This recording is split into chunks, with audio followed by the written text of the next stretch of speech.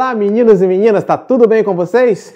Hoje continuaremos a nossa aula sobre a patrística, mas iremos também falar um pouco sobre o principal pensador da patrística, Santo Agostinho ou Agostinho de Hipona. Querem saber mais? Vem comigo!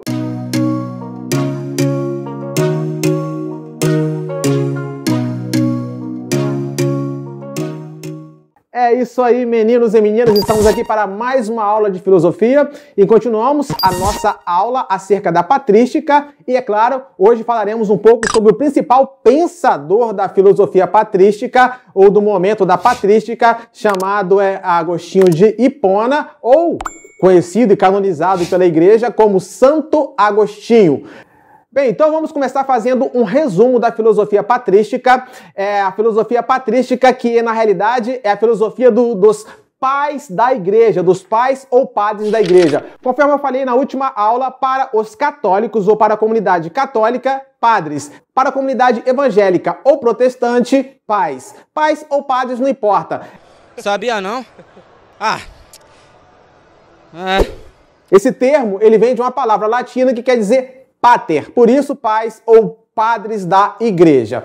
E corresponde à primeira fase da filosofia medieval. Como eu falei na última aula, a filosofia medieval, ela divide-se em patrística e escolástica. Patrística, o destaque, Agostinho de Hipona ou Santo Agostinho. E filosofia escolástica, que foi onde teve o seu maior expoente em São Tomás de Aquino, canonizado pela Igreja, ou Tomás de Aquino, algo que nós falaremos bem à frente na nossa aula de filosofia. Calminha, já passou, meu garoto. Pois é, a filosofia patrística, ela teve como principal característica a expansão do cristianismo na Europa e o combate aos hereges e pagãos.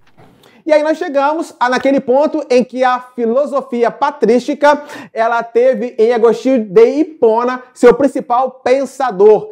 Tivemos também outros pensadores importantes para a filosofia patrística, mas o principal pensador e que nós iremos trabalhar é o chamado Santo Agostinho, Agostinho de Hipona. Anota aí. Então, essa coisa de agregar ou conciliar a filosofia à fé cristã é muito interessante, porque quando se concilia a filosofia à fé cristã, vai se conciliar a Deus, ou seja, vai se voltar à religião.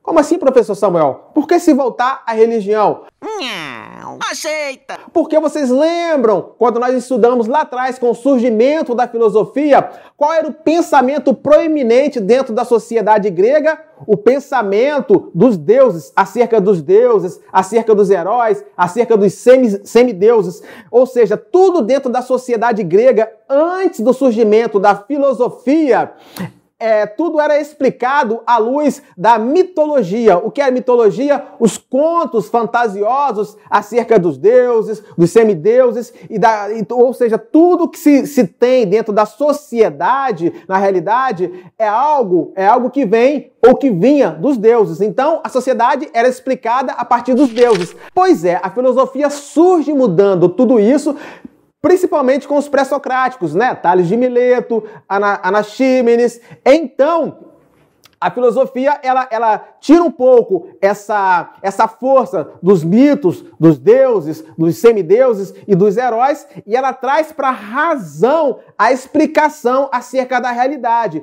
Tanto é que na mitologia, quem é o autor criador do mundo, quem é o criador do mundo, ou seja, o mundo surge a partir do caos.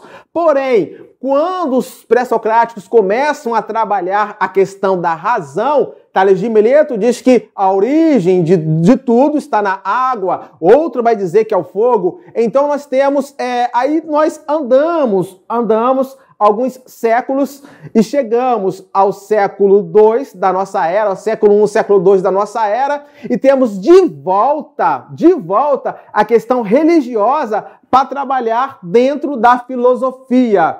E a questão religiosa, ela se faz importante porque surge uma nova religião, que é a religião cristã, né, o cristianismo que vem de Cristo. Essa religião começa a ganhar força dentro da sociedade e no terceiro século, ou melhor, no quarto século, nós temos a conversão de um imperador. Para muitos, essa conversão não existiu, né? Há controvérsias, mas estuda-se que houve a conversão de um imperador, Constantino, e tudo isso cooperou para que o cristianismo pudesse se evidenciar dentro da sociedade romana até então, porque no século V, o Império Romano, ele acaba caindo.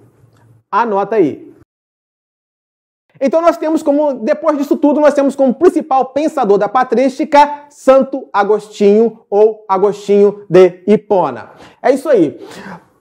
Também chamado, como eu falei, Agostinho de Hipona, já explicado aqui, Hipona foi a cidade onde ele foi consagrado bispo. É isso. Pois bem, porém, ele nasceu em uma outra cidade, aonde hoje seria o atual país da Argélia, no norte da África. A cidade chamava-se Tagaste.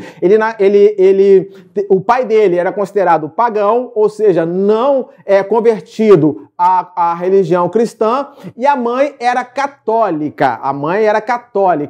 A mãe de Agostinho se chamava Mônica, tanto é que ela foi também canonizada como Santa Mônica. Pois é, o nosso filósofo e teólogo Santo Agostinho, ele nasceu em 354 e faleceu em 430. Então ele viveu entre o século IV e o século V da nossa era, DC, depois de Cristo. Converteu-se ao cristianismo em 386. A vida do Agostinho de Hipona, ou do Santo Agostinho, ela é muito interessante porque quando jovem, ele começa a buscar a verdade. É aquela questão, o ser humano, ele está sempre em busca da verdade, está sempre indagando por quê, para quê, de onde eu venho, para onde eu vou, por que eu estou aqui. São as indagações. Então, o Agostinho de Hipona, quando jovem, da adolescência para a sua juventude, ele começou a ir em busca da verdade, a procurar algo a mais do que aquilo que ele tinha aprendido em casa com a sua mãe, que era religiosa. Então, Santo Agostinho, assim como muitos humanos, ele partiu então em busca dessa verdade. É verdade. Quer dizer, às vezes não. O Santo Agostinho, ele teve experiência com pelo menos algumas vertentes religiosas e filosóficas. Entre essas vertentes estão o maniqueísmo, o ceticismo e o neoplatonismo, e também um pouco do hedonismo. Bem, o maniqueísmo, ele dizia que tanto o mal quanto o bem eram substâncias distintas, ou seja, havia um confronto, havia uma rixa, havia uma disputa entre o mal que existia e entre o bem que existia, ou seja, tanto o mal aqui como o bem aqui eram substâncias que se confrontavam, opostas uma à outra. Tanto o mal quanto o bem existiam. Lembra que o neoplatonismo diz que o mal não existe? E Santo Agostinho vem também a dizer que o mal não existe, que é a ausência de Deus. E o neoplatonismo vem dizendo que o mal seria a ausência do bem. Pois é, bem diferente do maniqueísmo, que diz que há oposição entre o bem e o mal, e eles tanto um quanto o outro, existem. Então, ele foi também influenciado pelo ceticismo, a questão da busca da verdade, de saber se esse mundo é real ou não, saber se nós podemos encontrar a verdade ou não, e também ele foi influenciado pelo neoplatonismo. Foi muito influenciado pelo neoplatonismo. Por algum tempo, ele teve acesso à filosofia platônica. Na realidade, a filosofia patrística, através de Santo Agostinho, foi muito influenciada por Platão, mas não pelo Platão da antiga Grécia. Ela foi influenciada pelo Platão pensado pelos neoplatonistas. É bom que se faça essa distinção. A filosofia de Agostinho de Hipona, ela foi pensada pelo Platão dos neoplatonistas e não pelo Platão da Grécia. Houve uma outra coisa que ele buscou em Platão da Grécia, mas a questão da colocação dele estava mais focada nos neoplatonistas. Tanto é que o neoplatonista, em Plotino, nós encontramos que o mal seria a ausência do bem. Santo Agostinho já chega e fala, não, peraí, eu sou cristão. E o cristão, ele acaba encontrando a verdade. Aonde é que ele encontra essa verdade? Ele encontra essa verdade em Deus.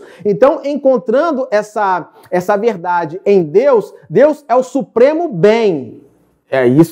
Foi essa a conclusão que ele chegou. Deus é o supremo bem. Então, em Deus está toda a presença do bem. Sendo Deus o supremo bem, e Deus sendo todo bem, e estando nele toda a primazia do bem, o mal seria o afastamento de Deus. Notou? Neoplatonismo, mal, ausência do bem. Agostinho de Hipona, dentro da filosofia patrística, afastamento de Deus. Anota aí. Pois é, destacamos então 3 obras do filósofo e teólogo Agostinho de Hipona. Cidade de Deus, na qual ele faz a distinção entre a cidade de Deus e a cidade dos homens. Lembra daquele filme, Cidade de Deus? Uma fotografia podia mudar minha vida.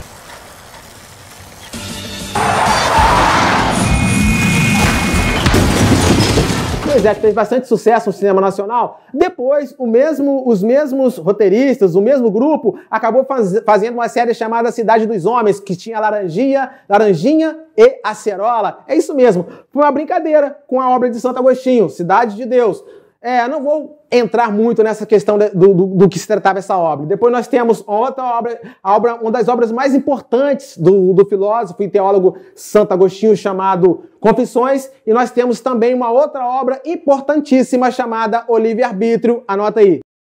Pois é, e para que eu possa finalizar a nossa aula de hoje, eu vou deixar um pensamento do Santo Agostinho. Tu nos fizeste para ti, e nosso coração não descansará enquanto não repousar em ti. É claro, isso foi algo do íntimo do Agostinho de Hipona para Deus, aquele que ele tanto propagava e pregava como filósofo, mas principalmente como teólogo. Pois é, gostaram da nossa aula de hoje? Então dá aquele like maroto aí, se inscreva em nosso canal e também ative o sininho para receber as notificações assim que uma nova aula, um novo vídeo for postado aqui no nosso canal, aqui no YouTube, ok? Bem, tenham todos uma ótima semana, fiquem todos com Deus, lembrando e não se esquecendo, filosofia na veia. Até a próxima!